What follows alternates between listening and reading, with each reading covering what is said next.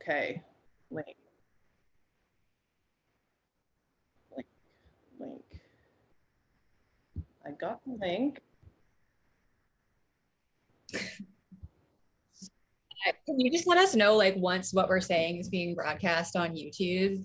So that link did not work for me, Brady. Hold on. Oh, wait, I got it.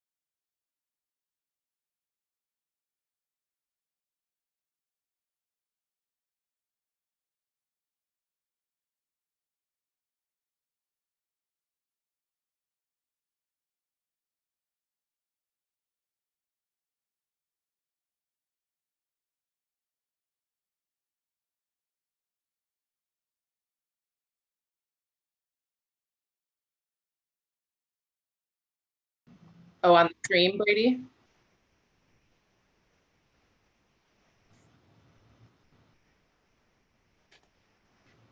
Oh, on the stream, Brady?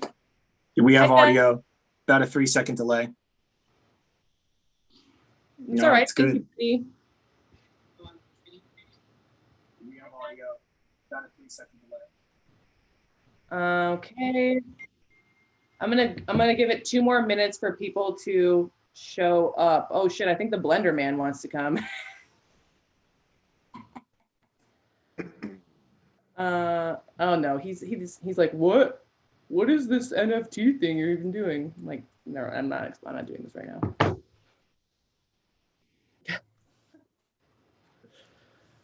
now. So yeah, I'm gonna wait a couple minutes, just give folks a chance to come in, and then we'll start doing the official intros, blah blah blah. Look, I got papers.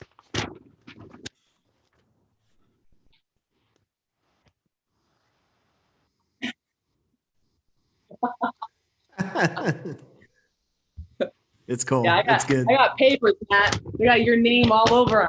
I got questions for you, buddy. I'm prepared. It's okay. No, I don't. You're not gonna get much pushback from me other than like maybe the occasional eye roll or something. I don't know. I don't know anything. I'm here to learn.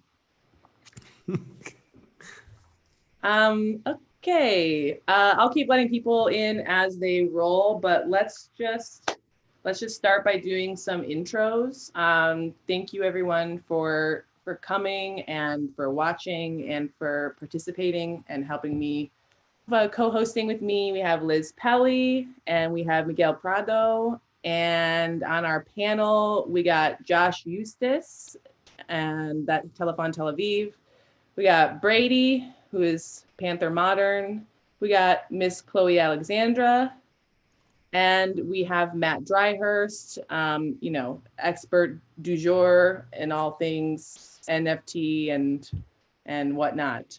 So if we want to start with you, Brady, and then go around and everyone just, introduce yourself and say a little bit about your current position on the NFT discussion.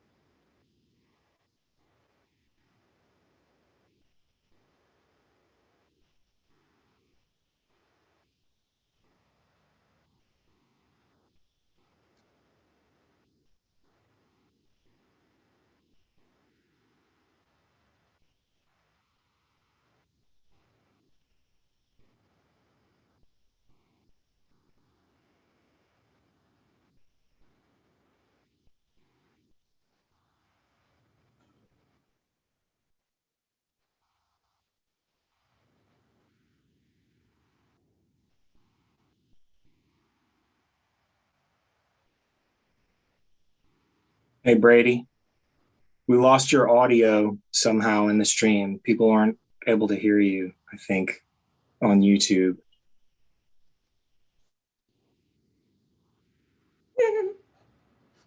Should we wait for him to fix that before we go on next? Yeah, probably. Yeah, Josh, will you, since YouTube, can you guys hear me? Will you continue to monitor YouTube, Josh, since you're already doing that? I am. I'm looking at it. I'm looking at the chat and people are saying, we can't hear Brady. Okay, they can hear me apparently, which is probably not to anyone's benefit. Brady, will you make some sounds? Let's see if they can hear you.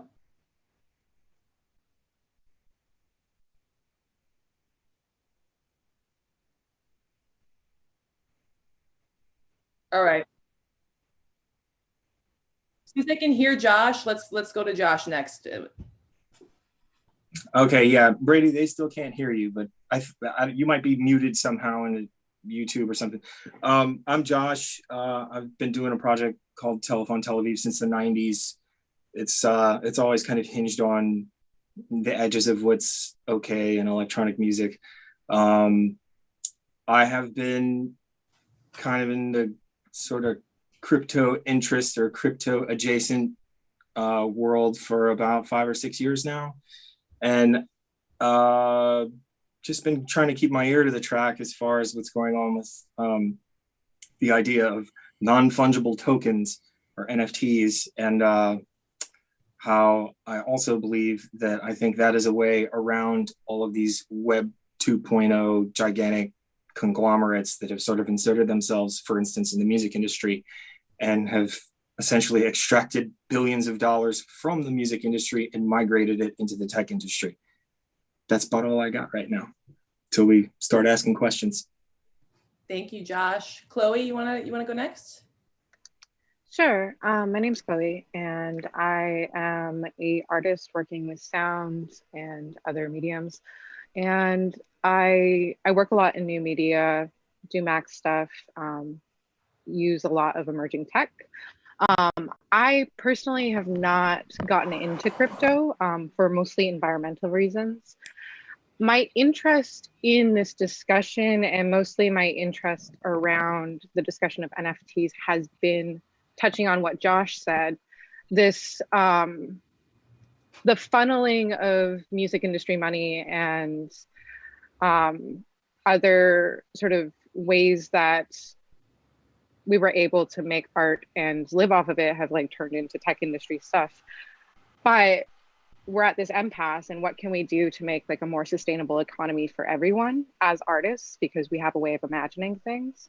I don't necessarily know if that's through NFTs because of the environmental consequences of them, but I'm mostly interested in ways that we can begin thinking about these different ways of currency or world building, as everyone has previously touched on.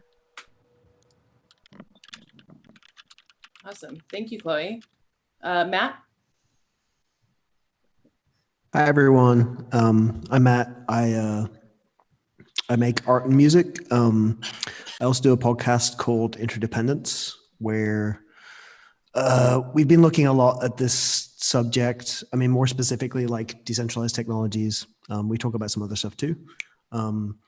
I've been pretty much involved in this space since inception. I actually got involved in Ethereum through an art project that I was working on from like 2013 to 2015. And long story short, some of the things I was trying to do with that art project, people told me that, you know, they were building this other intranet using some of the same kind of ideas. And so, yeah, I mean, NFTs are, we'll get into this, but, you know, the specific application of NFTs that most people are seeing right now is something I'm very familiar with. But the good news is it's a very, very small drop in the ocean of the broader ideas in that space. And yeah, in my spare time, I try and go on Twitter and answer questions about this stuff, because I don't think there's too many people who have maybe the context of both worlds to create that bridge. So I try and do that as well as I can. And happy to be here. Thank you, Matt. Thanks. Okay, let's see. Miguel?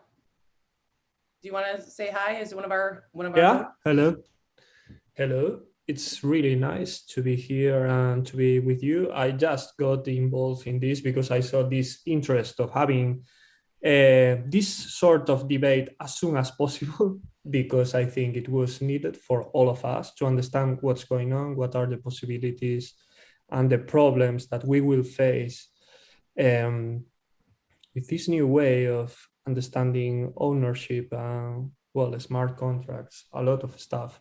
And I do music and I try to do philosophy as well. And that's all, basically. Thank you all for being here. Thank you, Miguel. Liz? Hey, nice to see all of you. My name is Liz. I am a music journalist, and for the past few years, I've been writing about a lot of the issues with music streaming and the music industry. So I recently wrote this article that was sort of exploring the potential of like public funding and government funding of streaming services as an alternative to the current corporate status quo. That was also sort of exploring the possibilities of like public libraries as hubs for creating locally focused, non-commercial, non-corporate music streaming services. And for some reason, some people seem to be connecting some dots between that idea and the NFT debate online, which I didn't really understand at all. I was like, I don't know what you're talking about. I don't see any connection. I'm saying we should like go make streaming services at libraries. I don't get it. When I first heard about like NFTs and what they are, my main questions were, why would we want to create more false scarcity in the music industry since so much of that already exists? And also, why would we want to create it so a situation where like only rich people could own music, or push things in that direction? But because I know that there's so many people on this panel who I have so much appreciation for all your perspectives. And I know there's a lot of belief that there's like a more meaningful and transformative potential to this technology than that. I'm really interested in like hearing what everyone has to say about it and learning more.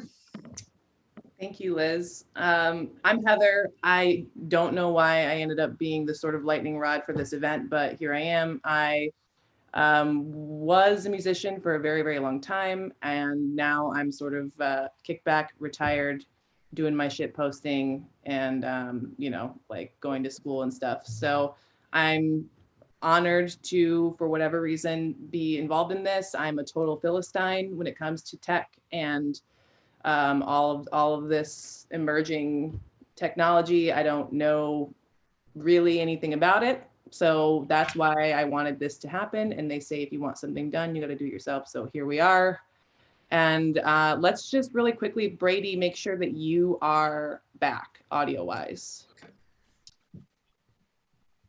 All right, check in. I guess I know you guys can hear me, so it's really up to the YouTube and the streamers to be able, can they hear me? I guess we'll hear from them in a second, waiting for the delay. Yeah, let's find out real quick if make sure, because I want to make sure Brady is being heard. Check, check, check. Volume, they say. Turn up my volume. Yeah, they are saying Okay, cool. they can't hear you. All right. Just really They quiet. can on the YouTube stream. Oh, for all of you here in the Zoom meetings, we know that you can hear Brady, but the YouTube stream that's happening live as well, that's where there was trouble hearing Brady. 1 2 1 2 1 2. Not great. Oh, they audio. confirm.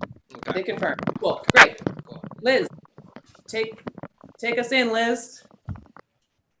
Oh yeah. Okay. So I had it kind of like from the perspective of, you know, this line of thinking that right now it seems like the mainstream conversation around NFTs and what they represent within music, like it's kind of grim. I think that a lot of people would like agree that it's like not only like sort of grim, but a lot of people here have said that it's not barely scraping the surface of like what is possible within these technologies, or what is possible for their application to music.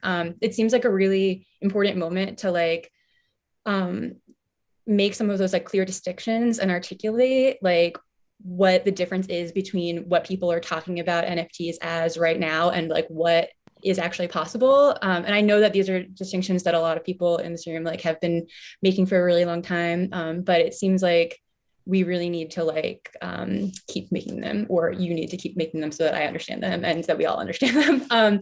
So I actually like the question that I thought would be an interesting place to start this is a question for Matt. And okay, so Matt, I feel like I first was, you know, the first conversation that we ever had about this kind of stuff like 5 years ago was about Saga, your project Saga. And I know that from your perspective, there are like connections between what you were doing with Saga and like these conversations that are happening now. So to kind of like set us up and like contextualize this, I was wondering if you could like explain what Saga was and draw the connection between, because Saga, like I think most people when they hear about this project, they're like, wow, so much potential, so cool, so interesting. Like connect the dots between that project and this conversation around NFTs that is happening right now. Sure. Yeah. Thank you.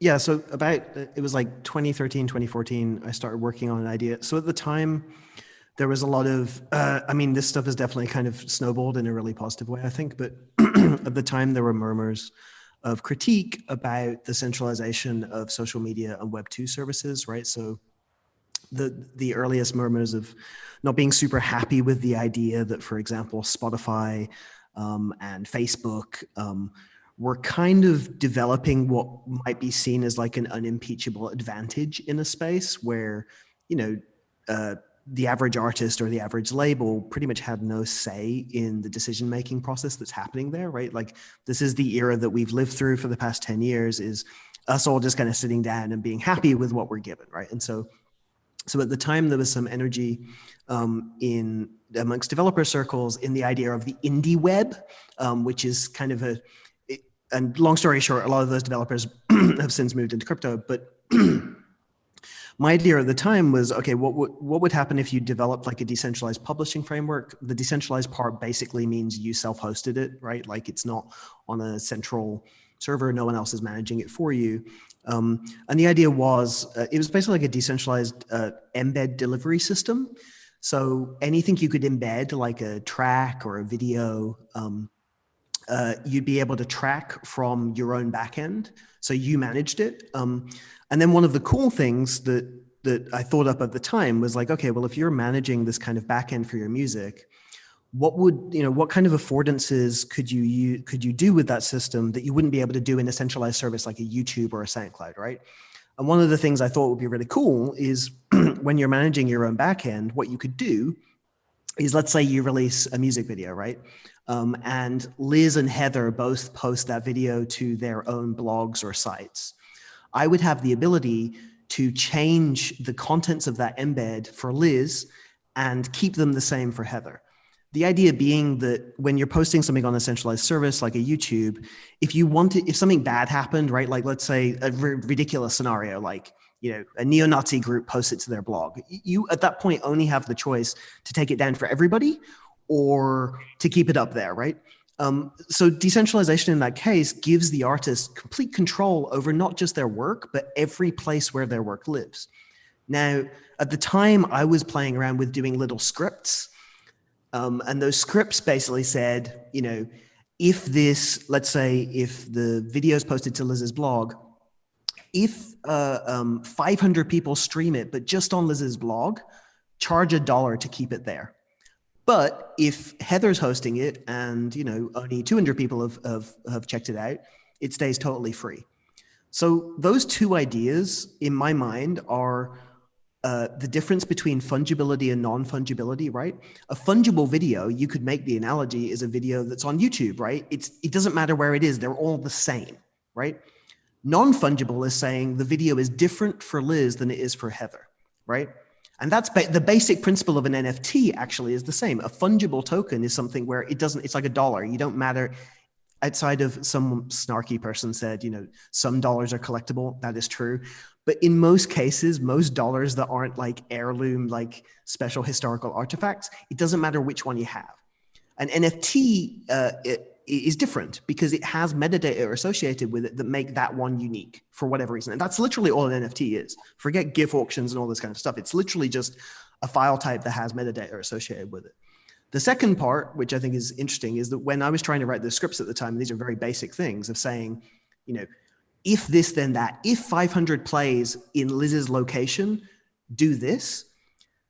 That's a smart contract, right? And we haven't really gotten into smart contracts. I can rant forever about how I think the rollout of NFTs in this wave, at least the kind of like art NFTs we're seeing, has been botched by not really emphasizing that component. But those are the two areas where, when I was working on this at the time, this is pre-Ethereum. I didn't know this stuff existed. I got into Ethereum later because people were like, your project reminds us of this thing, right? But those are two aspects to that project that I was interested in that initially got me interested in this space, period. That simple ability of like being able to control work and seeing work as non-fungible, and then thinking of the creative potential that comes from being able to control every instance of your work online.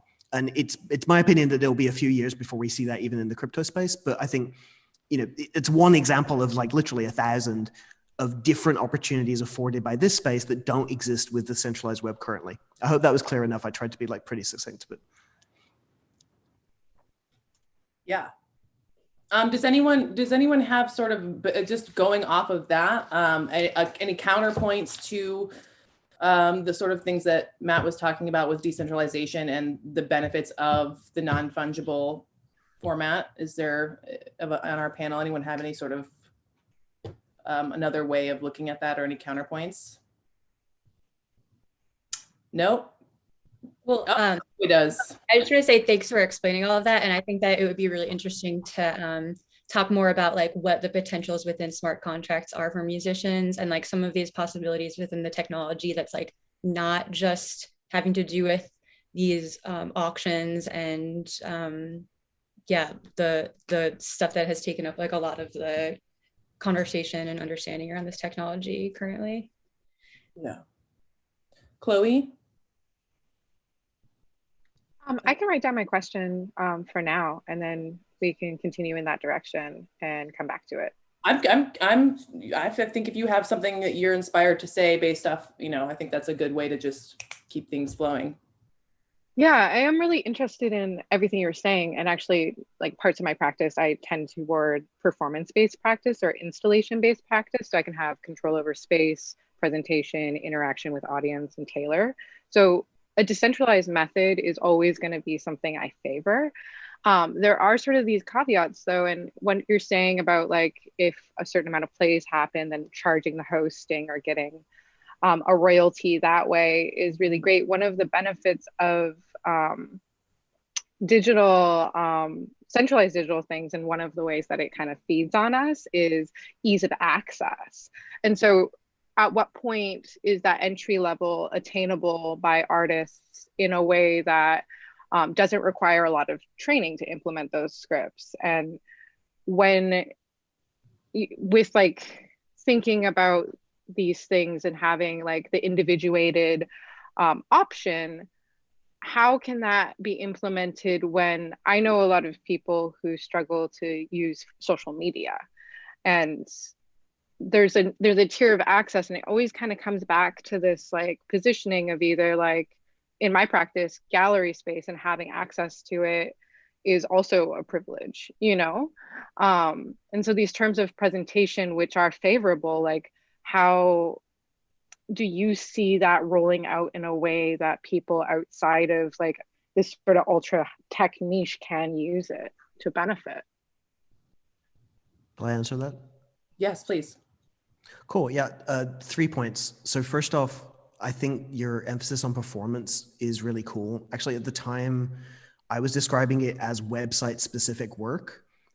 So the whole idea was that because you had the ability to change things like specific to their location, it adds a performative aspect to delivering work that just doesn't exist online currently. So to speak to that point, I agree with it. The second point, like related to like the paywall, I want to make sure like that was just an example. Part of the idea of decentralizing here is also decentralizing kind of objectives. And so there's nothing necessarily inherent to any of the systems I'm talking about that mean that you need to charge people. In fact, if anything, if you wanted to, for example, give your stuff away for free, I'd argue you'd probably have more control doing that within a decentralized system where you owned the relationships with people than you do currently, right? Because right now, as you know, and as everyone here is not naive to, right, giving your stuff away for free on YouTube also has a cost, right? Like it has the cost that the people who aren't paying, receive ads, that they have to make an account. That account is then crawled, data is taken. There's all kind of reasons why, like nothing free is actually free, right? And then to your third point, I actually think it's really true. Like the most interesting thing I can say about this, I think, is that I was tweeting about this not long ago. If you were to compare and contrast, this is difficult to say because you're talking about completely different periods in history, right? But if you were to compare and contrast the rollout of Web 3 to the rollout of Web 2 to the rollout of Web 1, I think there's a very strong argument to say that this is actually the most accessible rollout of a new internet that we've ever experienced. That being said, in the sense that like you can go online, learn about all this stuff on YouTube, those tools didn't exist really or weren't really ubiquitous in the rollout of previous intranets. That being said, what you're saying is absolutely true. And I think there's an interesting paradox that occurs, right? Is that in a sense, a lot of people right now are being given access to see the development of this new internet, but because many of the concepts are still really early, like a lot of these protocols that are being debated, I know a lot of these people, it's like 3 people working 24 hours trying to make miracles happen to make this thing occur. Because they're seeing it, actually, in some ways, paradoxically, you can feel more like you have no access to it because it hasn't been properly presented to you. There hasn't been, people are like chasing right now to try and like produce documentation and think about everybody who might encounter the work. And so I completely agree with you. I think that's another thing that has been a little bit botched with this kind of emphasis on like GIF auctions or whatever, is that accessibility component. It's like nobody knows what a MetaMask wallet is. Like if you're struggling with social media, you're not gonna figure that out. But I think in its defense for the space generally, I'm more calm about that because I think what we're seeing are like the really, really early embers. And as I said, there is this odd paradox that in actuality, this is a more accessible development than previous developments were. And inevitably, in a sense, then you're going to get a lot of people who are coming and approaching this stuff and being like, what the fucking hell is going on? But at the same time, they're being given access to view these developments. And the real opportunity for all of us, I think, is that one, I don't think this stuff's going away. And number two, very, very valid critiques and wariness about this space are super needed because we're getting to witness this stuff years before it's really going to hit prime time. And so for a musician's career or artist careers, like any concerns that are coming to your head are actually more actionable than they've ever been in any previous kind of era of web development or whatever, right? But you're completely right. You're completely right. I can see how this stuff feels like incredibly alienating and alien, and that I think that point is absolutely legitimate. It's just tricky. It's just how do you it's tricky, but I think it's a fair point. Thank you, Matt. Real quick, just speaking of alienating and alien, Web 1, Web 2, Web 3, what the fuck are you talking about? Brady, can you explain that for us? No, I will not be the person to explain that because You're muted, buddy. Am I still muted? Oh, that's right. Thanks. Thanks. Yeah, thanks. All right. So yeah, I will not be the person. Thanks, Josh. God, you're going to save my ass this panel. But yeah, I should not be the person to explain Web 1, Web 2, Web 3. You made some really great slides I saw about it. I didn't make those slides, but yes, it is. There's somebody else's that I posted, but I think there's probably smarter people in this room who can define Web 1, Web 2, Web 3. But what I wanted to come in and say and add on top of Matt and to address one of Chloe's things and also some comments here about people just saying that, hey, like, this seems like an opportunity for people with tech and like who are just into tech, and I think it's important for me to say that like a lot of people know that, like we're aware, like a lot of people are aware of that, and I'm now a part of several groups that are trying to help onboard artists and to create groups that help get people who are not like who don't use digital mediums. So we're talking about like sculptors, painters, all these people, and trying to get them in and trying to bring them into the NFT world. So there's a lot of groups that are being created, and I guess it's kind of middlemanish and not just centralized in this sense, but it's still just groups that are just helping other artists come in, and now we're seeing more funds pop up around that. So I think there's going to be more accessibility around that. Anyways, somebody explain Web 1, Web 2, Web 3. You don't want to do it? Fine. Who wants to break down quickly in a minute or two Web 1, Web 2, Web 3, what they are, what the difference is? Josh? As quick as possible. Web 1, the beginning of the web. Web 2, Spotify. Web 3, where we are now. Okay. So think of Web 1 as sort of the Wild West when it first launched in the 90s, and then think of Web 2 as large capitalist entities coming in to extract as much value as possible over any kind of content created on the web. And then Web 3 is a way of the way a lot of us are looking at it, the way I'm looking at it, and I'm pretty sure, I don't want to speak for you, Matt, but I'm pretty sure this is how you see it. Web 3 is going to be a way around all these fucking assholes, basically. Nice. Okay, I like that. So there will be assholes in Web3, just to clarify. But there will also be a way around it. Yeah. Let's still avoiding that. Suffused with assholes. Great. So this seems like a good time. I'm seeing some points being made about in the chat, and also just Brady sort of reemphasizing this, and Chloe I think has issues with this as well, about access, you know, and people being able to actually approach this Web3, the NFTs, who are not tech people, who are not like extremely online, who are not informed and have years and years and years of research and experience bringing them into this new era with, you know, fluidity and ease. And so that's something that is why I really wanted to have this set up, because I know that there are lots of different articles people can read who already have this language built in where they can understand what the hell you people are talking about. Guess what? I can't. Most people can't. So from that perspective, how do you think we can actually start to implement, you know, any real access to resources, training, breakdowns, like that will actually benefit people, artists and workers, or whoever is going to be engaging with these new platforms or this new technology or this new currency?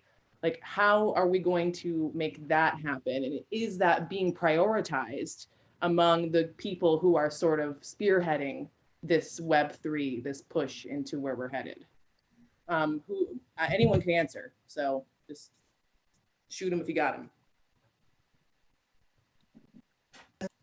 I'll just say something quickly. I think if somebody were to make a publication, most likely you could petition any of the protocols within the Ethereum ecosystem. They would fund it. It would be an incredible thing to do. I don't need to say much more on that, but if somebody wanted to focus explicitly on that, I think it would be bringing a lot of benefit to the ecosystem.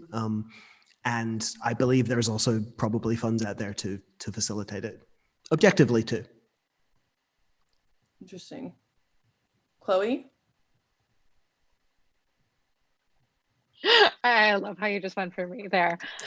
Yeah, that's interesting. I mean, I'm interested in that potential what you just brought up, and I think that's really cool, but it's also kind of tethered to, and I know like Ethereum 2.0, not to get more into the unaccessible language, is more environmentally friendly, but there's this two-tiered accessibility issue, which is like getting onto the platform, getting involved, getting your work out there, getting accepted into a group that can distribute it with you, that has an audience, or decentralizing one yourself. There's the tier of access there. Having computer access, having the cost of gas, yes, there's some funds, there's a tier of access there, but more in sort of a long-term, long view, the tiers of access, which then further get eliminated by the environmental costs. Like, I feel like that's something that kind of hand in hand does need to be addressed, because inevitably the issues that will come up from the continued usage are going to disproportionately affect like women, children, people of color, people in places with cheap electricity or bad infrastructure. That Texas stuff just happened. And so I don't think there's a way to really have a conversation about accessibility without like environmental transparency, if that makes sense. Yeah, let's just go straight into this, because this is the real hot topic from what I've seen. This is the big thing, is like the environmental impact, right?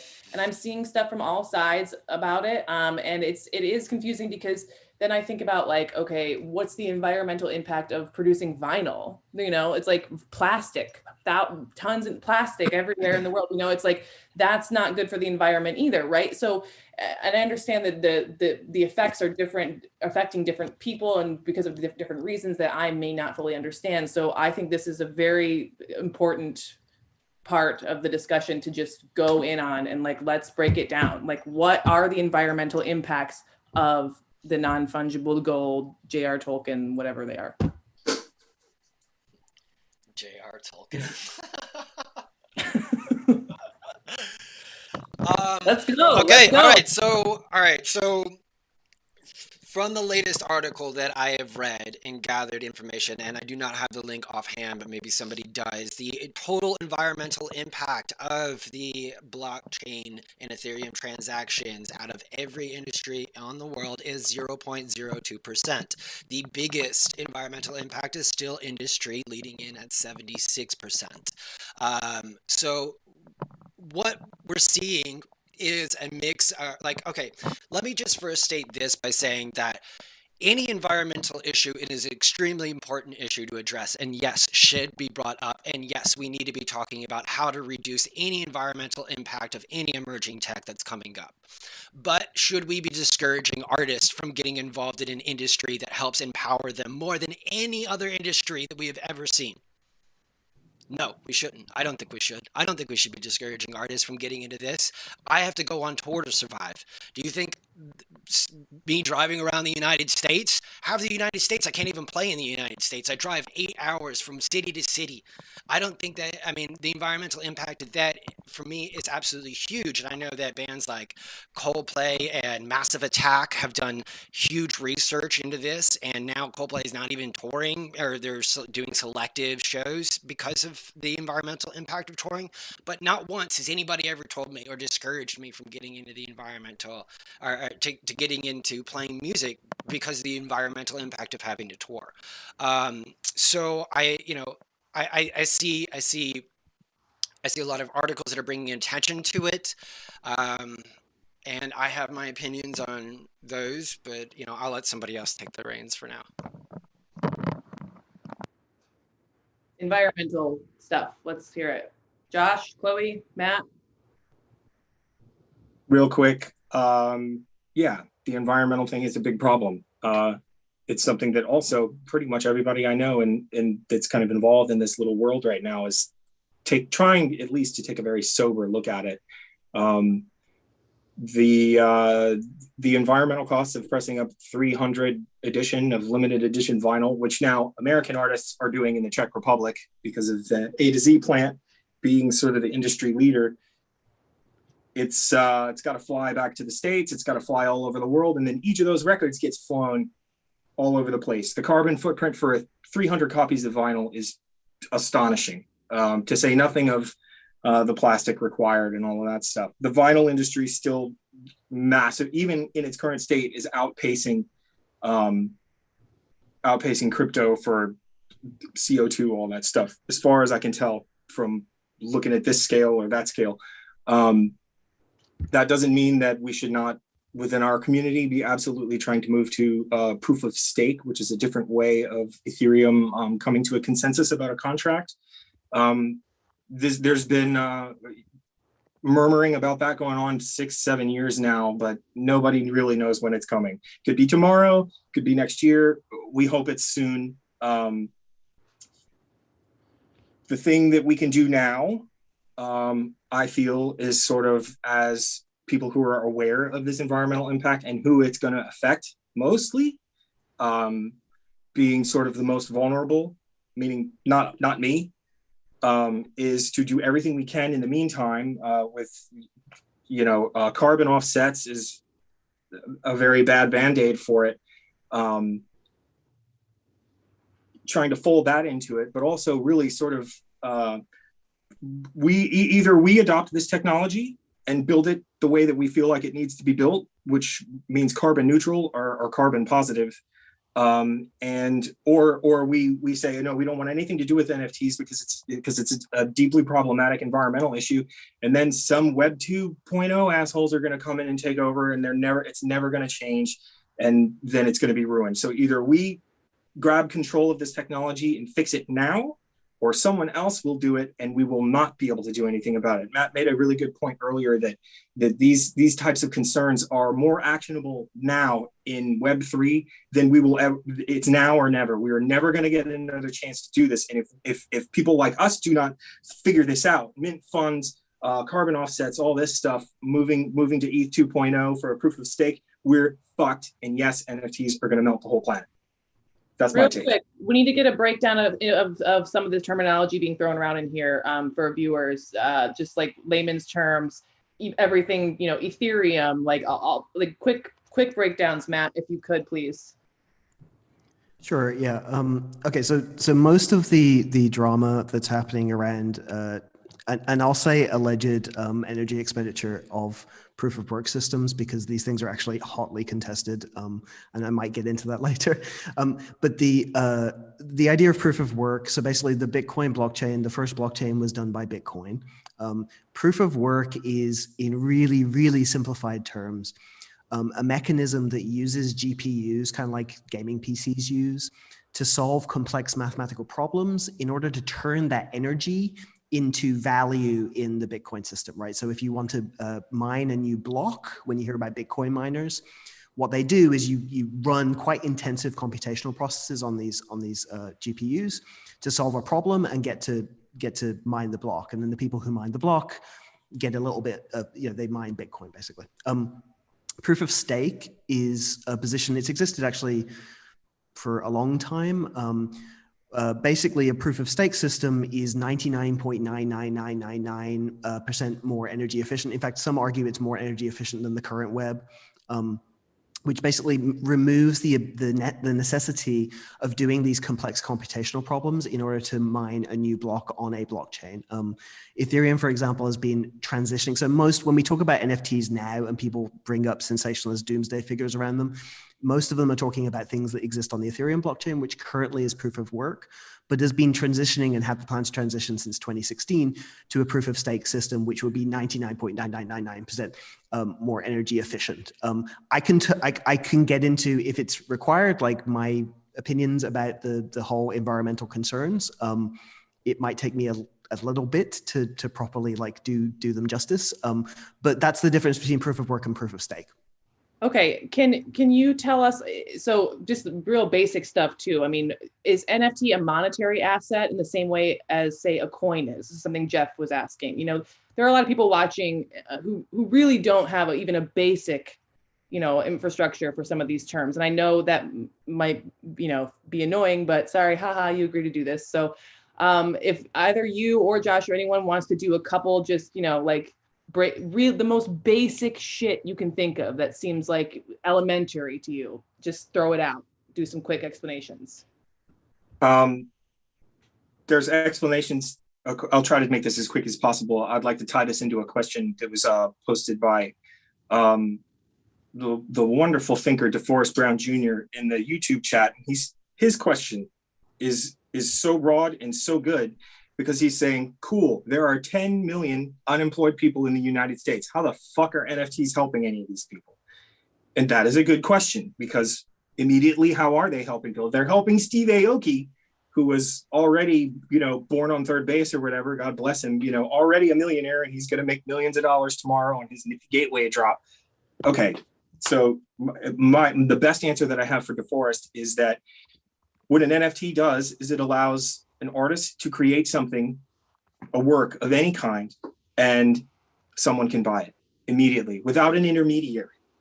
This work is created digitally, and metadata referencing this very specific work is minted into the Ethereum blockchain, a sort of permanent record, as kind of library of Alexandria. It can never be changed. It's immutable. It just grows, and it's a public record of everything that happens on this blockchain, right? So I can make a song with a little video attached, and I can make it a one-of-one auction, and someone can buy that directly, immediately from me, and then the payment is automatic. It's in the file. It goes straight to the MetaMask wallet. For a lot of people who are unemployed, I think actually, Brady, you can probably speak to this about being a musician who's no longer able to tour. We made records in the early aughts in the 90s, and then streaming came in, and the middle class of musicians just went to the floor, and we all lost all of our income basically. And then tech bros told us, hey, go tour. So, okay, yeah, we go tour, and then we're all fighting for scraps, trying to get 13th hold on a Wednesday night at Great Scott, 8 months out, struggling to get gigs because everybody's trying to get gigs. And then COVID happens, says, nah, fuck all you people, stay home. So what are musicians supposed to do now? Well, now they can sell directly to somebody that wants to work. And that's maybe that's part of what's good about this for specifically artists, at least, who are unemployed. It does not answer, it's not any kind of, at least to my limited understanding right now, it's not any kind of magic bullet for really solving the problem of mass unemployment right now. I mean, I would. That's just policy of truth. I agree with you, Josh, in that it is not a silver bullet to solve it all, but it is an additional avenue for artists. I think it really does empower artists to sell their art. And if you, okay, I have seen so many people in the crypto community who have been employed, who have gotten into NFTs, who get into rareable, who get into super rare, who get unknown origin, and they are selling their works for more than they ever have, and they're able to pay their rent with it. One of my favorite use case or scenarios was an artist named Sean Williams. His Twitter is @iArtSometimes. And he took a frame and put it around a hole in the wall that he accidentally kicked and then sold it for, I think, over 10 Ethereum. And that paid his rent. And he was able to take that money and then also empower other artists from that and buy their NFTs and support other artists. So we're not just seeing like, you know, people selling their NFTs and then cash grabbing. And it's also not just, you know, high profile celebrities and artists and everything like that in the scene that are, you know, sure, they're getting a lot of it, but it hasn't always been that way. And I still see a lot of people benefiting, and younger artists benefiting from me. Like, I'm not a big artist. Like, I don't have a huge following, but I sold an MP3 for $666. Like, that's crazy. That takes 60 LPs to sell. And then I sold another one 2 days later for like $700. That's, to me, it blows my mind. But that's my rent. For 2 MP3s, for me to stream 2 MP3s and be able to pay rent would take me years. Chloe, you want to say something to that? Yeah, so 2 points. One is, I really, it always kind of disappoints me to hear of these new futures or like new options being built furthermore on extraction models, which is like the mining. It's kind of our understanding of like capitalist currency just continuing. And I'm really interested in what, and I mentioned this in our email thread, what it looks like if we're the boss and this is the model, to have cooperatives, and then that creates access for people who might not like directly be able to have NFTs, and it stops this like, I sold this one thing, it's very special, and I got all this money, which then I can buy stuff off other artists. But what does it look like if that money is there available? Like, I just had a friend who had to raise like 23,000 euros the other day to get cancer treatment. Like, what does it look like if instead of being so independent with these new technologies, we can form collaborative cooperatives and create space to redistribute that capital to people who might not be tech savvy enough to get onto them, might not directly want to be involved, but could benefit, and also fund mutual aid. Like, that directly affects 10 million unemployed people. Like, that's something I'm really interested in. Yet we continue to like be so separate, and it does kind of get into this reductive debate of like, well, how can I benefit? How can my friends benefit? And there's just a continuation of this scarcity logic. And I feel like so much of this, I'm going off for a second, I'm sorry. No, please. So much of this conversation kind of comes to this like, we have to do it right now before they take over. Like, there's never going to be another chance. And like, there will always be more chances if we're willing to make them for ourselves. First off, like, that is something that I have complete and total like faith in. And if not, then why are we here as people? What is our life purpose? So I think we can take the time to figure this out, and we should be able to take the time to figure these things out.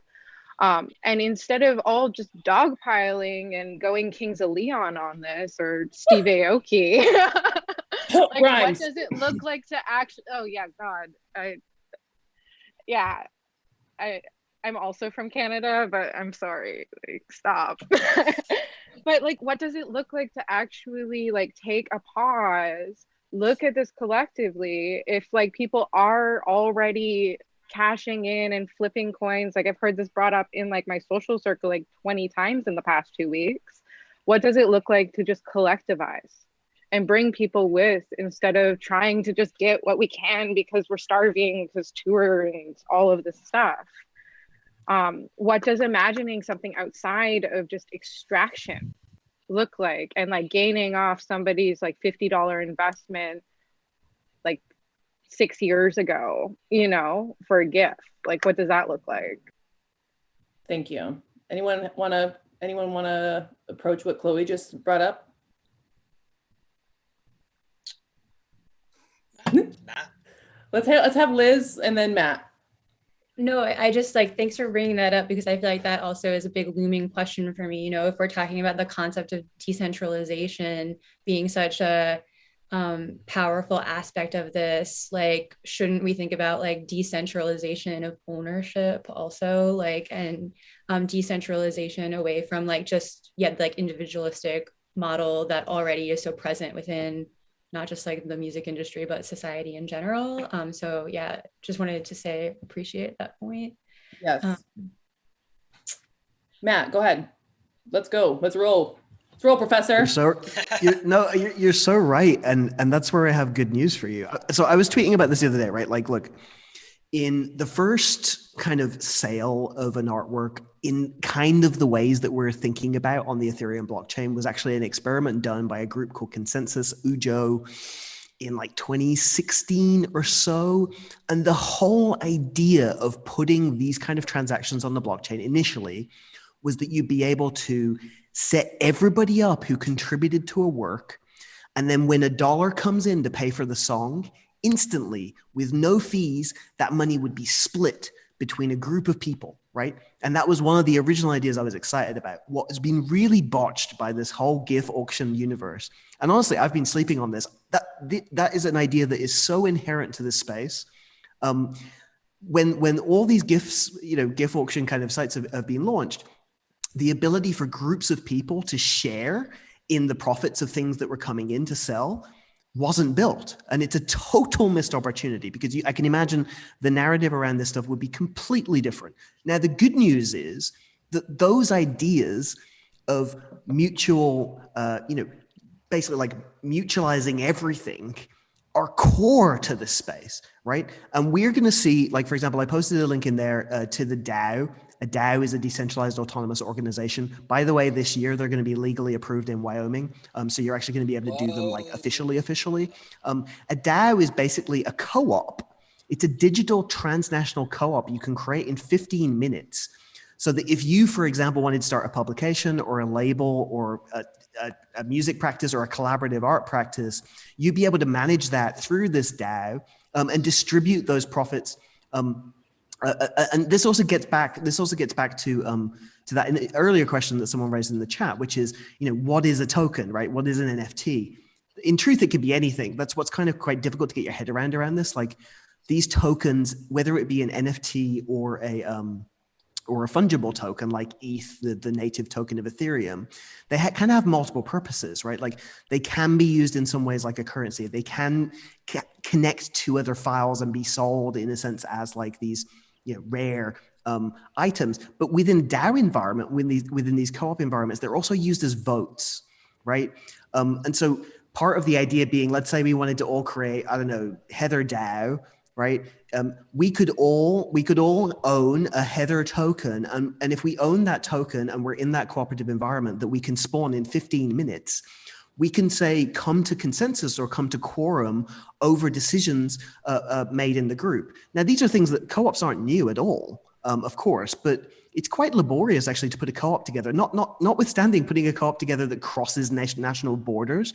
It's a whole like nightmare to do it. These tools will allow people to do that really, really quickly. And the sad thing is, as I said, is that when breaching these kind of art protocols, people weren't thinking about this up front.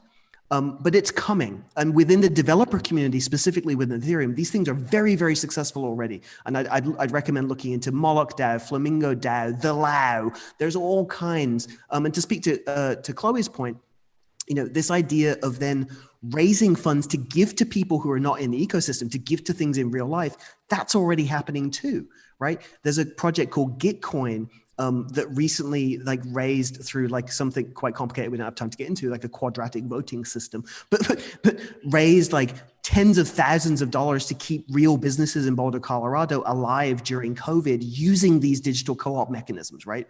So this is the good news. And actually, again, this is where, to speak to the point Josh was making earlier, right? Like your critiques, I think, are really valuable because in a sense, you know, what you're criticizing about the current rollout of people selling fucking gifts for $1 million, which honestly, I never expected that will be the thing that will get everyone interested in this. Sadly, it has been. But your critiques are, one, incredibly valid. And number two, the good news is that's actually closer to the original logic of why a lot of people got involved in this space than anything to do with $1 million gifts, right? Like most people I know who are like working on core protocol shit are like, they eye roll at $1 million gifts, but you want to talk to them about decentralized governance systems or decentralized co-ops, and they get really, really excited. So that's the good news about this, is that, you know, that's the reason that many of us are here anyway. And myself in particular, speak to Chloe's point, why are we all independent? My whole deal is like thinking about building interdependent infrastructure. And a DAO is like very much a good example of that, right? Transnational cooperatives where people get to own their shit, they get to vote on their shit, and they get to automatically, through smart contracts, distribute those profits to everybody who's contributed to the value of them, right? This is the exact opposite of the paradigm that we're in with your Spotifys and your YouTubes and your Facebooks. And that is not to say it's a panacea, right? No technical system is going to solve a social problem 100%. But in terms of tools to build something and be optimistic about, I'm very optimistic about that. It's just a great shame. It's a great shame that a lot of these protocols didn't lead with that. And I'm very critical of them for that because it certainly doesn't help with the cooties, right? It certainly doesn't help. But there's a lot of good news to be shared on this. And now I'll shut up.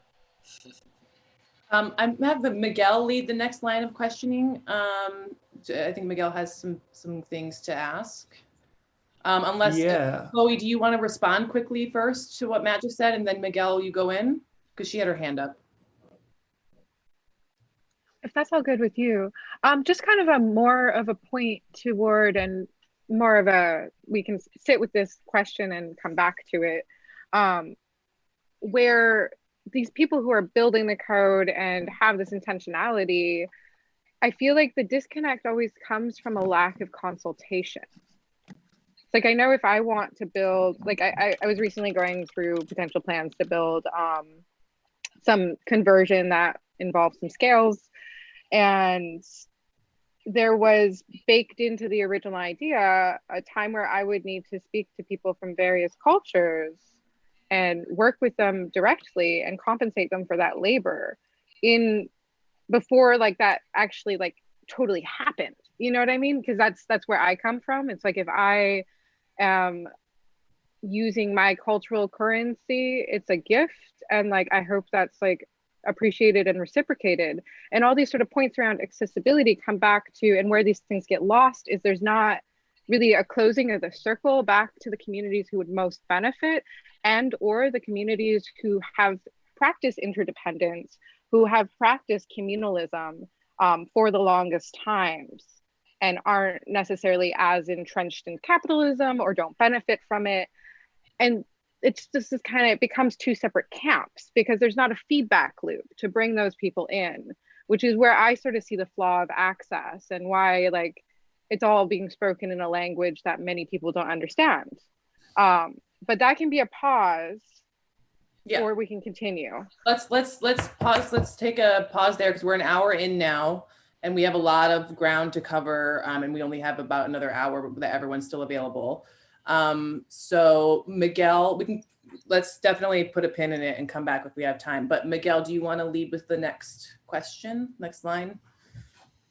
Yeah, I was curious because I don't want to create this sort of Manichaean attitude between people advocating for decentralized autonomous processes or the use of tokens. But I am curious about, for example, Matt's thoughts regarding our trust now in decentralized autonomous organizations, and then how we see the problems that we are seeing with the evolution of blockchain and Bitcoin with forks, or in the case that we are treating today, how at the end we are creating again value money by exploiting inequality, as we saw in the past. So I think this was posed by DeForest Brown in the YouTube chat. What's the difference really between the people behind Web 2 and Web 3 in terms of, yeah, I see the potential of all of these new technologies, particularly smart contracts, but I am concerned with how all these nodes that can express this power of a hierarchical organization at the end and replicating structures of oppression and developing certain ways that are more profitable. And this is something that we are perceiving with Bitcoin, I think, no? We see these bleak images online of miners consuming a lot of energy or certain code being developed because it's more profitable to go in that particular direction, favoring certain nodes of the blockchain. So I would like to challenge this idea as of the decentralized autonomous organization as a sort of given that cannot be corrupted, when we are reading and we are seeing events that are actually corrupting this decentralized autonomous organization.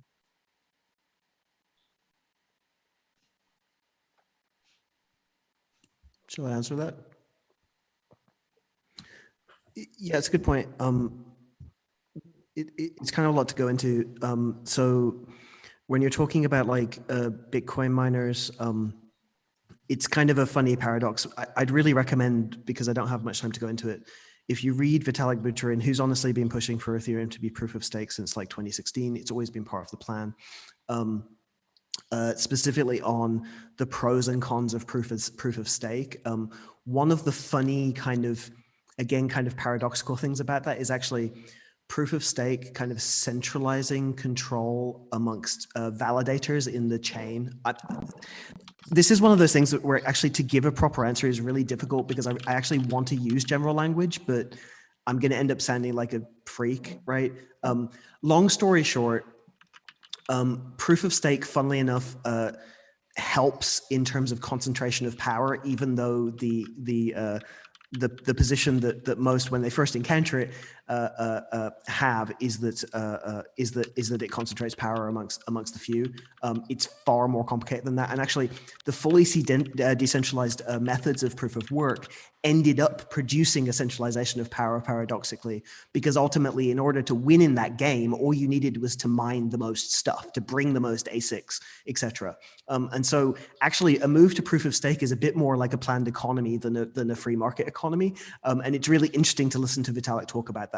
All being said, the issue specifically with DAOs, of course, these are not incorruptible systems, right?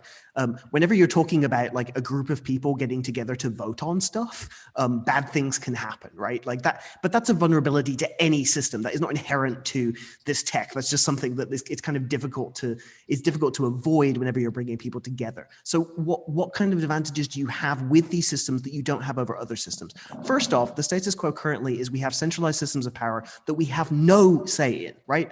That is the status quo, right? So we can't pretend like we're starting from some idealistic starting position where if we reject these new tools, we will all of a sudden, we'll be able to just build a new world. No, the status quo is that currently, we're living in the world of trillionaires, right? We're living in the world of central power within tech systems, which most of us also who don't live in the United States, we have even no democratic political power over, right? Like these decisions are being made in California, and And if you're in India or somewhere and decisions made at Facebook are impacting your life, then good fucking luck, right?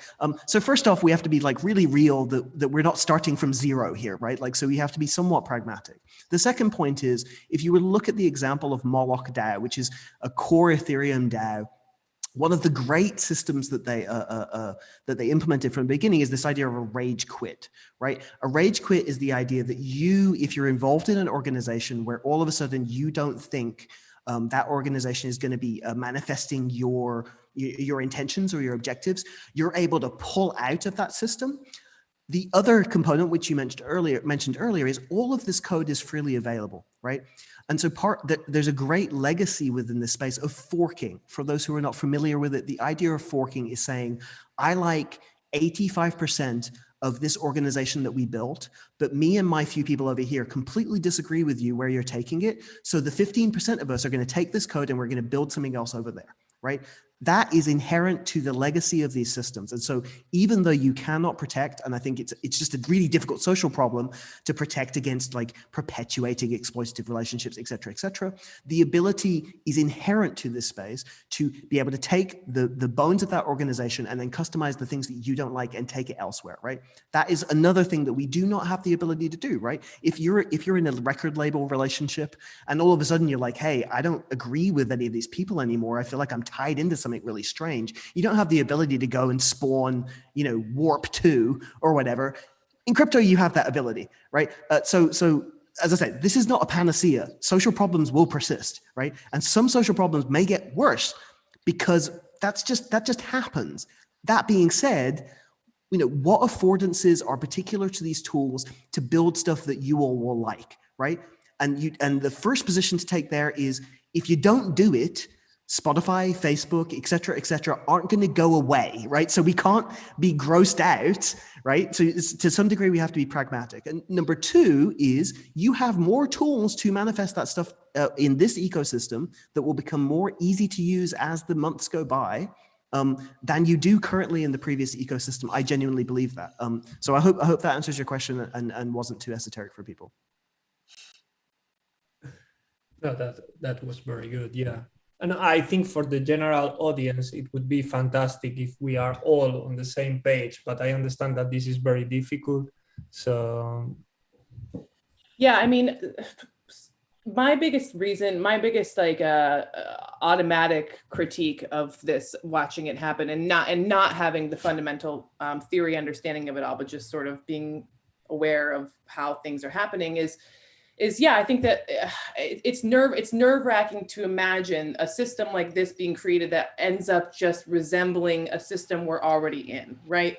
What's the point? What's the point in creating this whole new world, this whole new economy, this whole new whatever, if it's just going to end up operating essentially the same way within capitalism that everything else does? It's not, and that's where I sort of get lost down the rabbit hole of literally, like, what is the point of this? Like, is it going to actually, improve and change the systems that are, like, destroy the systems that are already in place, replace the systems that are already in place? Or is it just going to be integrated into them and eaten and taken over, just like everything else has been for the last however long, by capitalism and by whatever?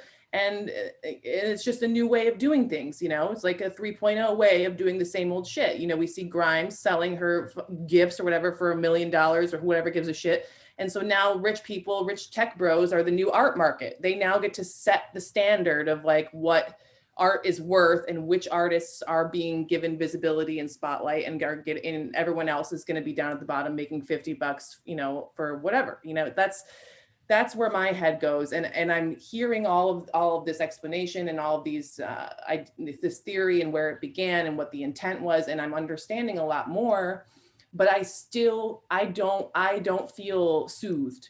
I don't feel like, oh, now I understand, and there's some relief here now that we can really, do something different with this. And I'm not saying I don't believe you, especially you, Matt, when you say there's potential. Of course there is potential. I believe that. I'm with Chloe. I believe in the ability for humans to always create new new worlds, new ideas, new ways of being for themselves. Otherwise, what's the point? But is this gonna be a way to do that? Like, I don't know. I mean, a lot of the people who are deep into tech and all this shit, guess what? They scare the shit out of me. They're fucking sociopaths. Okay? Like, I'm gonna be real. I don't like it. I don't like these nerds. So I don't want them being in control. What do we do about that? Yeah, could I add something also? Like, shouldn't this be a moment where there is like a hard line drawn saying like this status quo of how people are using NFTs isn't going to change anything, and here actually is something that potentially has some semblance of usefulness for artists, like if it exists. Like, I don't know, it just seems like I'm surprised there isn't a harder line being drawn, making those distinctions. Can I piggyback on yours and also say, I feel that part and parcel to that, like line being drawn or these changes or the original intentions being arrived at, involves bringing people from communities that are not tech into the build and consult process, rather than being like, go build your own thing, people who have no idea how to, because that's perpetuating the inequality that's already exists in terms of access. What does an NFT or building an ecosystem mean to somebody who doesn't have a smartphone? What does it mean to an elder? Like, we need to be thinking about these things in building alternatives. Like, how do we integrate people who have like material and spiritual practices that pre-existed the web into these new like futures, if we want to get away from all of the stuff we lost by leaving them out in the first place?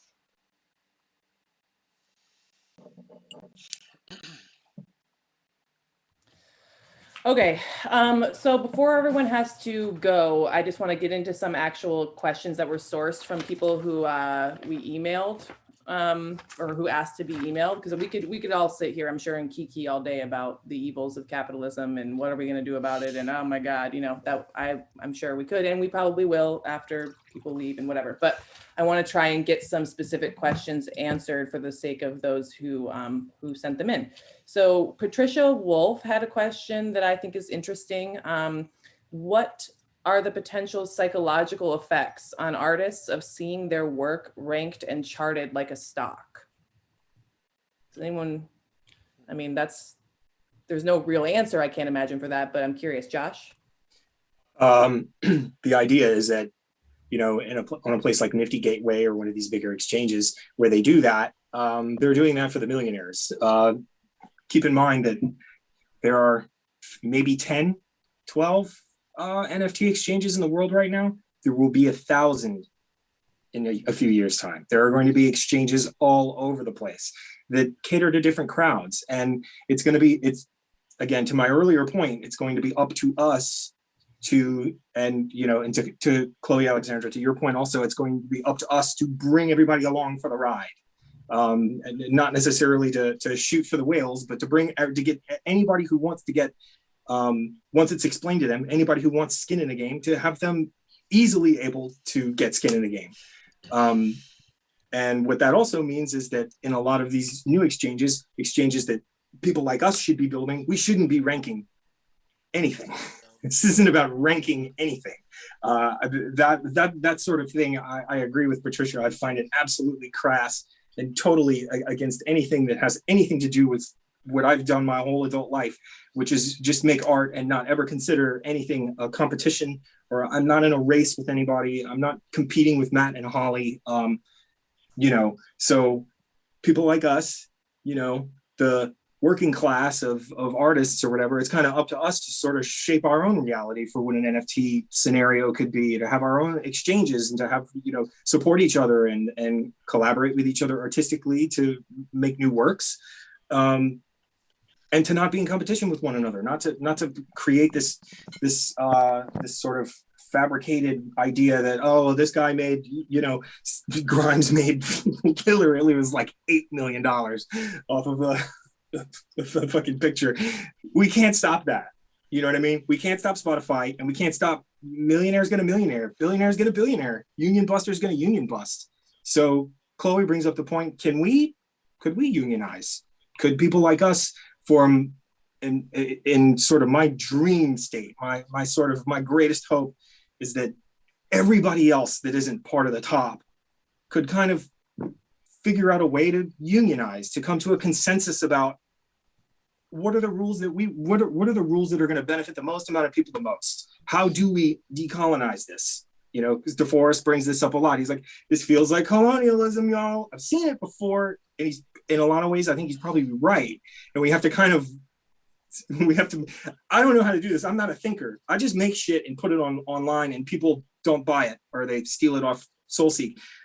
So I shouldn't be the one to answer this, but that's a thing that we got to think about. How do we get as many people in on the opportunity that this presents? It's a burning question for me. Yeah, I certainly don't have any answers. I mean, we always say like organizing and da da da da, you know, but it's like in this, I won't go off on a tangent. Anyway, okay, next question. What effects will NFTs, and we might have touched on this a little bit, Chloe may have, what effects will NFTs have on galleries, museums, curators, and labels? Are there any forms of gatekeeping in place in the NFT markets that make it harder for some artists to gain visibility over others? Will the NFTs system begin to fix these issues, or will it just create additional problems? Josh, you want to take some of that? I can go off of that. Brady, too. why don't you go? You haven't talked for a while. All right. Brady, go ahead. All right. Can I get that question one more time, if you don't mind? Yes. Basically, the effect of NFTs on galleries, museums, curators, and labels. Are there any forms of gatekeeping in place in these NFT markets that are making it harder for some artists to gain visibility? Will NFTs begin to fix gatekeeping issues in the industry, or will it create additional problems? Okay. So there is a gatekeeping vibe going on that I feel in the NFT world right now. I think that there is gatekeeping in the social token world right now in terms of like gatekeeping discords and paid discords and stuff like that. But I see a general consensus, and especially from protocols like Zora, that it it goes back to my feeling of when, you know, the dawn of the internet for me was access to all information for everybody at all times, and access to any kind of media content at all times. And I see that happening with Zora, and it's kind of like you post your content and it's there, viewable, listenable, accessible at all times. But if you want to pay for it or make an offer for it, you can. And then the person can accept that if they want to, you know. And so from there, and how it affects labels, galleries, and other things, I think at this time, and especially for me, I see myself leveraging these types of new revenue streams of being able to, you know, have a stand about how much my art is, or how much maybe of a percentage a label takes from how much I do, or a gallery, you know, or how much I say or agree to at a show. Like, would I accept $150 for every, you know, night at a US tour where the, you know, headliner band is making $40,000 a night? I can say no to that comfortably now, you know, and I don't have to participate in the machine of being in a band, which I feel we all are very familiar with, you know. I mean, I said this in the last panel, like Sextile was around 5 years. They did 2 full European tours. They did a full US tour, South by Southwest, records, da da da da. And after all of that, like all of that resume, the offer is $150 a night for a full, you know, every night for a full US tour, 36 shows. That to me just seems kind of that's crazy. You know, nobody should be doing anything for 5 years and then offered $150 a night when you know you're going to have $1,000 or 1,000-person draw, you know, in that time period. I don't know. For me, I see it as being able to leverage, and artists being able to leverage themselves at this time.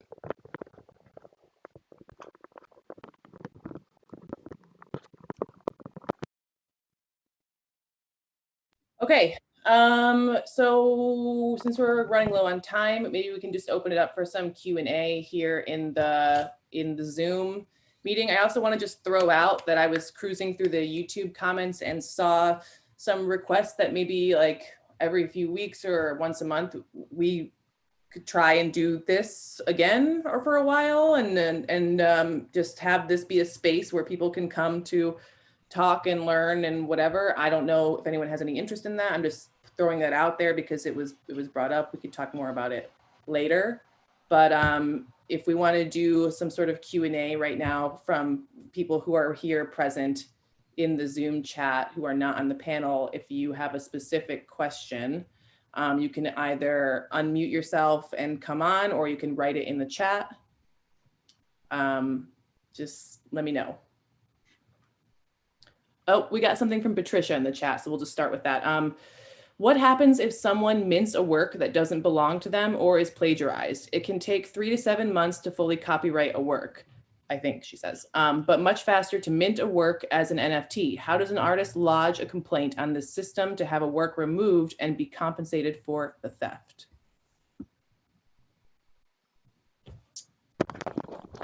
I can speak to this if you like. Go ahead. So first off, there's a system, I'm sharing a link here called CXIP. I've been following this week, but it basically will let you submit a copyright application for your NFT artwork in less than 5 minutes. So that's being worked on and of course needs to be resolved. We're all going to have very different opinions about copyright, but point being, it exists in meat space law. It's probably not going anywhere pretty soon, right? And so this is kind of a method to make that process a lot quicker. I haven't spoken to them. I would like to speak to them and to see how legit it is, but it seems legit. Lots of lawyers are sharing the link online. The idea of lodging a complaint on the system and having the work removed and be compensated for the theft, that's a great point. It's really, it's you know, there's no kind of perfect system, right? Like at the moment, if you have a very curated ecosystem like a Foundation or a Zola do, at least for this initial rollout, the benefit to that in a sense is that you can have a human curator in a sense vet things before they're posted, right? As opposed to like an OpenSea, which is just kind of like the, you know, it's kind of like the, what's the analogy? It's like the Silk Road of the space. You literally post anything you like on there. The issue with that, I think, is like, if you're dealing with a place where you can't have it taken down, there's not much you can do about that. I mean, there's not all that much you can do about that on the existing web. This is like a really complicated problem. The bigger question for me, I think, is like, when you're talking about what you're actually purchasing in terms of an NFT, right?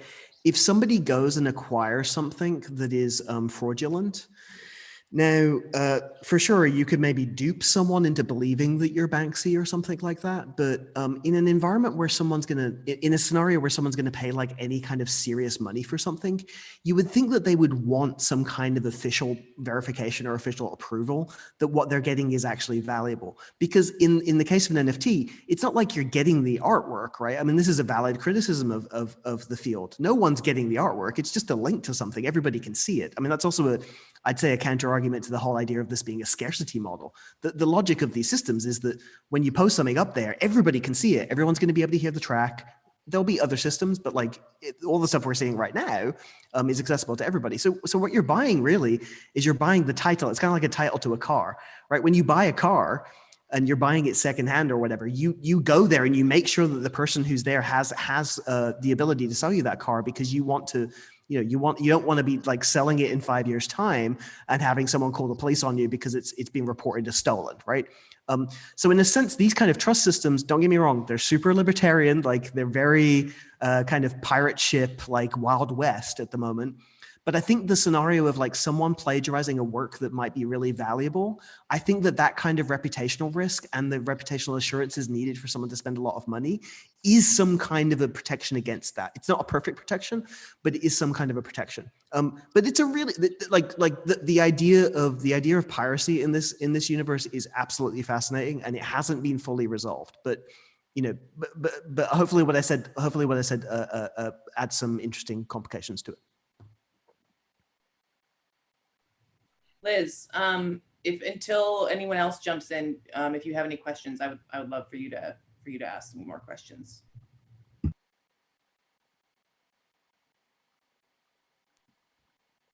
Nothing coming to mind, just really processing it all right now.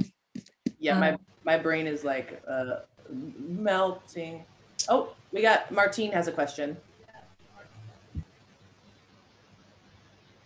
Martine, we can't hear you. There's a lot of static and something's going on with your audio. Sorry, maybe now? Can you hear me now? Is it good? Okay. Yeah, there seems to be like a tension between this kind of libertarian approach to it that the NFT offers, and then more collective ways of, what ways of collectivizing this technology are possible. And I'm kind of wondering, like, I was kind of trying to work out what are the assumptions that the NFT has in regards to authorship and in regards to, what is one's own work. So because of the uniqueness of it, authorship seems to be like extremely, maybe it can be distributed, obviously, but it really invites for that kind of fragmentation and individualized way of approaching, the NFTs. Could you please perhaps explain what kind of reverse models for this authorship, this kind of libertarian basis that it has, do you see the potential kind of way breaking down this authorship assumption that the NFT seems to imply?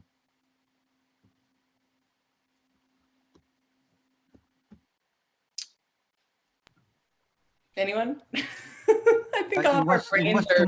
It was too much. Oh, sorry. No, I didn't want to talk too much. In case anyone else has, I can maybe speak to that for a second. But in case anyone else has a thought, I'm just conscious that I don't want to dominate. I'm happy to answer it. Dominating, Matt. I think if you have something to say, if no one else has any direct response to that, then whoever does should just go. I'll say, yeah, long story short, the whole authorship conceit, my position on this, which is an idealistic position, I don't think we've seen it really yet, but I see enough signs to suggest that it's coming really quickly. I'd recommend checking out the work of a friend of mine, Lars Haldus, who releases artwork as TCF. He wrote a really, really cool kind of paper a couple of years ago on the idea of swarm composition. The basic idea is saying, all of a sudden we have now these tools to coordinate and create agreements, like really quick agreements between people for all contributing to an artwork. And his proposal at the time was like, what would it mean now for 100 people to make an album together and share the profits there, and obviously all boost it together? And you see examples of this kind of play out, I think, in like different hip hop crews, or like, always forget the name of the band. There's this really cool band that like, they started on a Kanye West forum, and they're kind of like a hip hop boy band.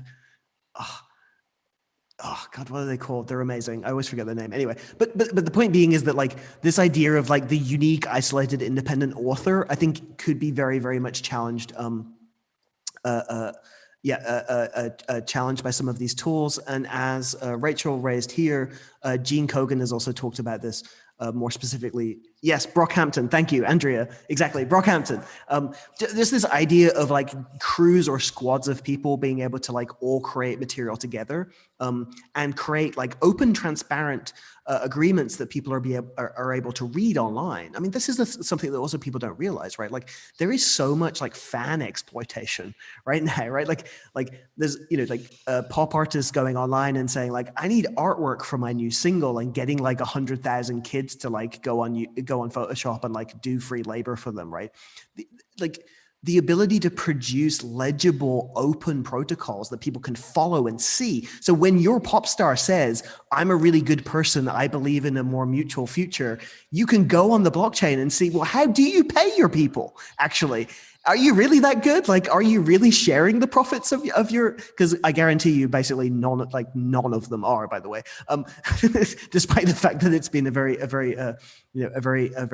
lively few years of pop stars suggesting how wonderful they are.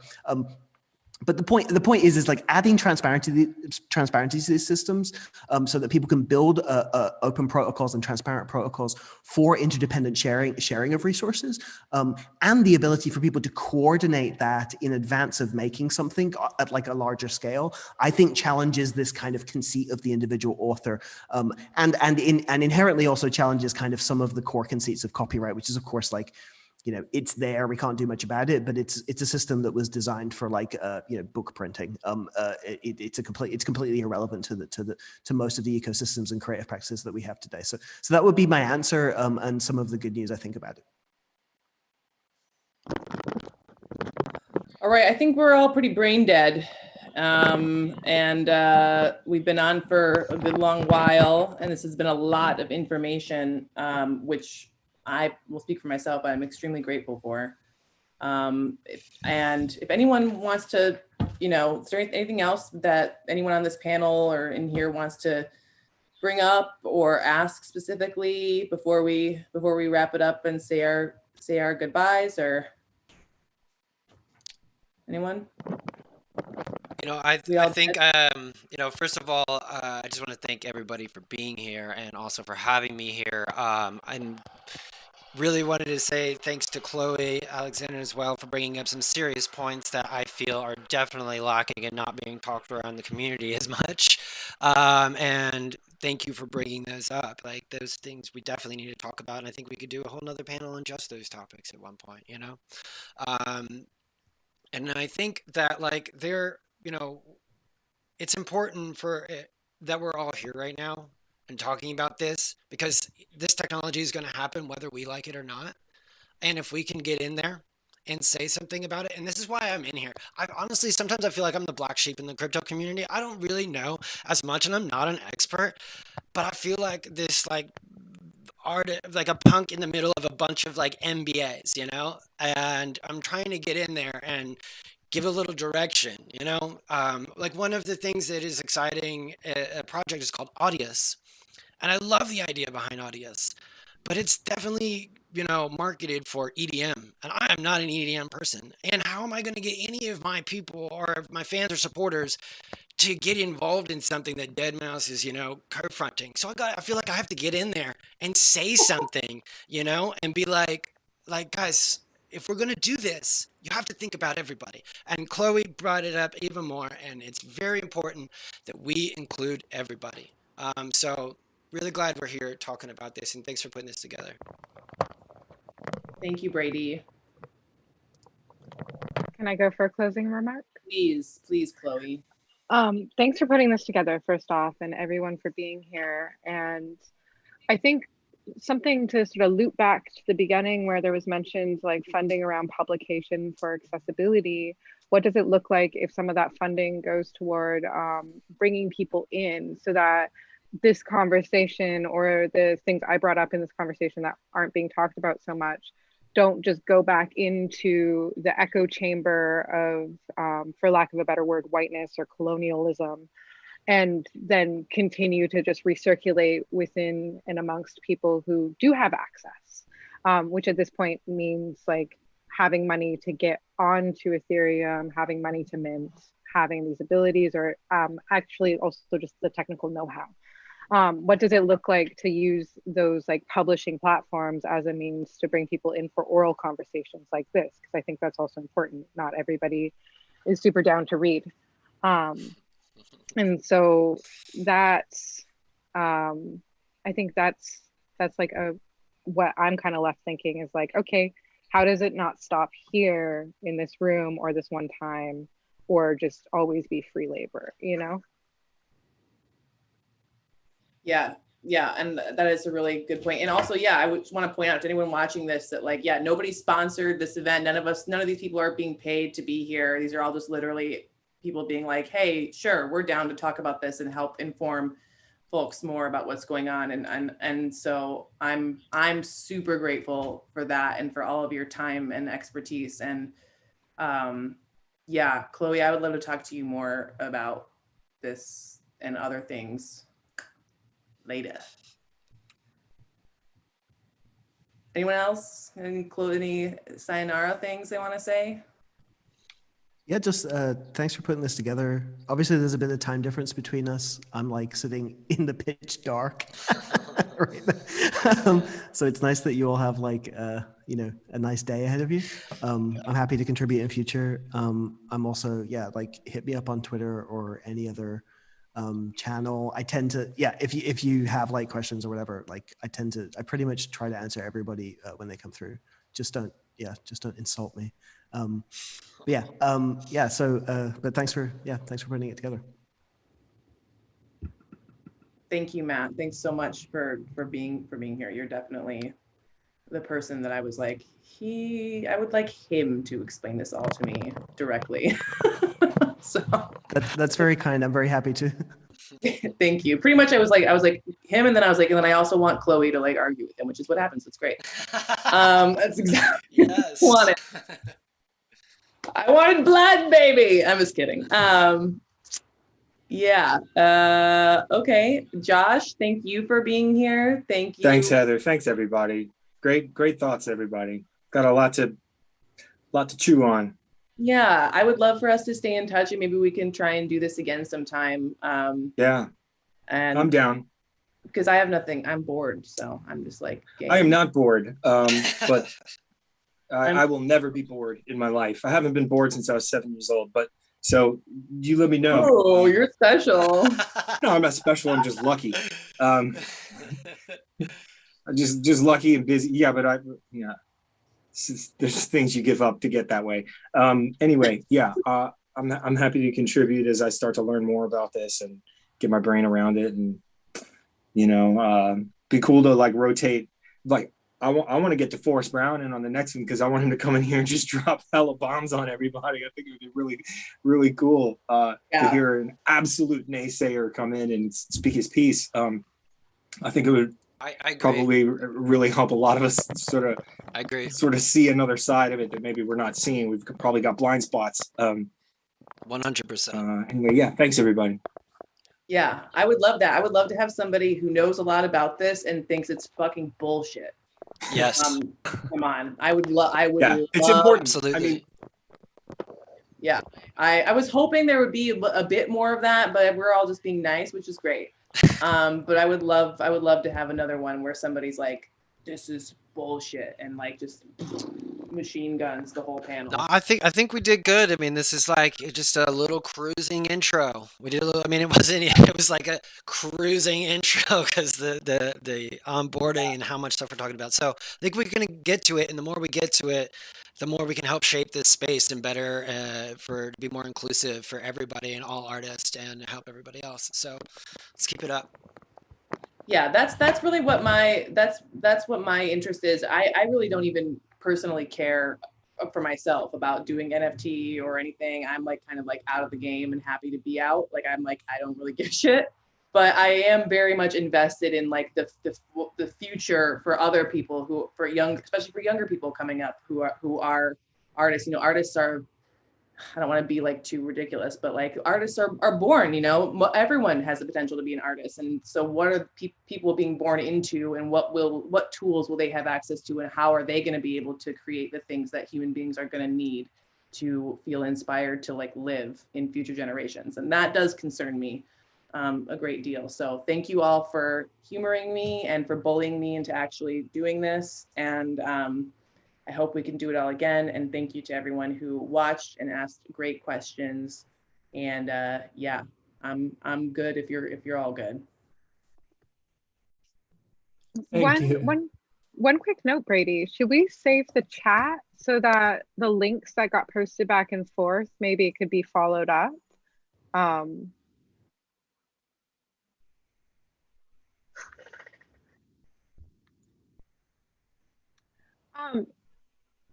Well, both. I think the YouTube chat stays inherently as comments, correct? And then the Zoom chat disappears unless we save it. Yeah, that way we can compile a list of all the links and put it in the YouTube info when the thing gets posted. Yeah, I got it in there now. So yeah, we are good Thank you, with. Chloe. Yeah, thanks. I didn't even know we could do that. Thanks, Chloe. Maybe. All right. Thanks, guys. Thank you all. It's nice to see you. It's nice to see people. It's nice to see my friends. Have a good day and take care of yourselves. Cheers, everyone. Stay safe. Get jabbed soon, hopefully. Bye. Stay safe. Bye. Brady, I'll Ciao, stay on ciao. you for a minute. Thanks.